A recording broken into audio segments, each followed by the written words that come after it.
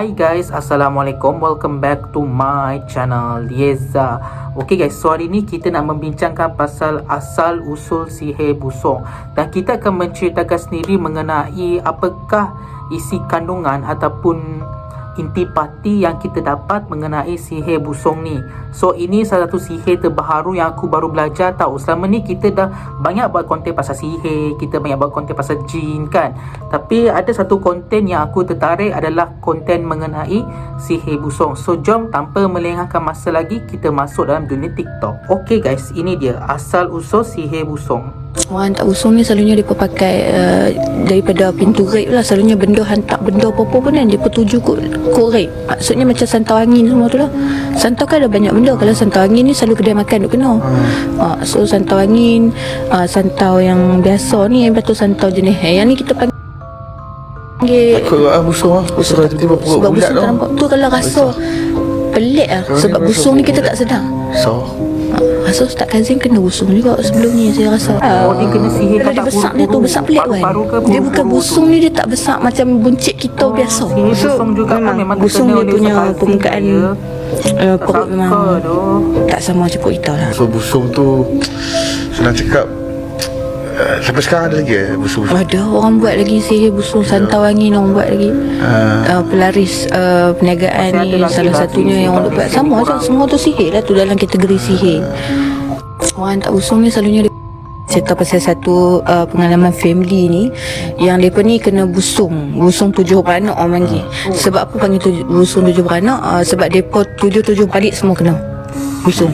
Jadi yang panggil berubat ni adalah yang nombor 4 lah. Sebab lagi 3 tu dah meninggal dah sebab busung. Abang-abang dia atas, kakak dia semua dah meninggal. sebab Tapi dia dah yang perawat jumpa lah. saya nombor 4 ni umur pun dah dekat 40-an, 50-an dah. So dia macam adik-adik lah.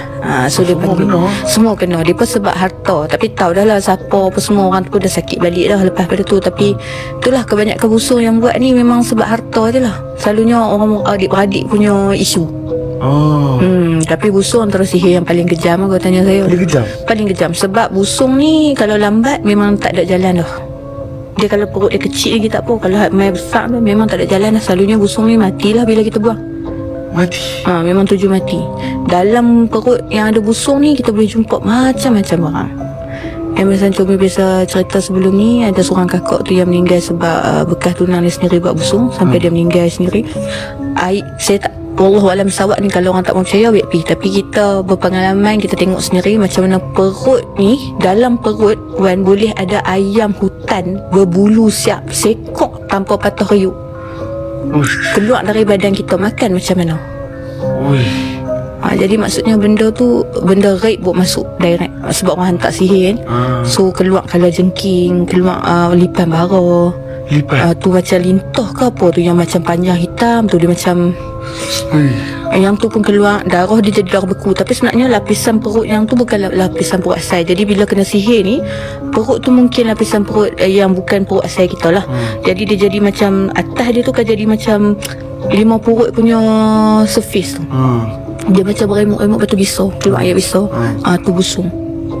So busung ni selalunya kita akan jumpa benda pelik-pelik dalam badan lah. So Cumi nampak? Yang tu yang first saya kakak tu dah meninggal dah pun. Cerita tu lama dah. Yang tu lama saya tolong kawan saya berubat dengan bapak dia. Saya ikut yang tu first time. Masa tu kita tak boleh berubat ni pun lagi. Tapi sebab kita perempuan, dia kata pesakit nak dia nak buat ni perempuan. Jadi dia panggil saya teman lah kawan saya ni. Jadi bapak dia memang boleh merawat lah. Orang yang meninggal tu orang Terung Perak, tapi dah lama sangat dah, 2010 saya rasa.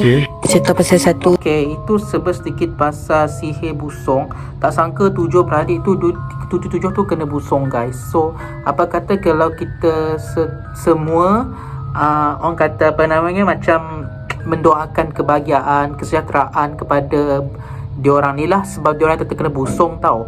Susah juga kalau kita nak merawat benda-benda macam ni, korang susah.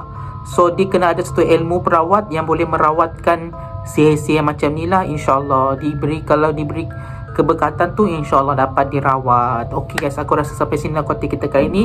Aku pun nak pergi balik lagi lepas ni. Tak sabar aku nak balik dan pukul 4.30 dah ni. So terima kasih pada korang yang tengok aku punya video. Jangan lupa tekan like, komen dan juga subscribe aku punya video. So guys, bantu aku, suggestkan aku konten-konten untuk masa yang akan datang. Itu je. Assalamualaikum dan bye-bye.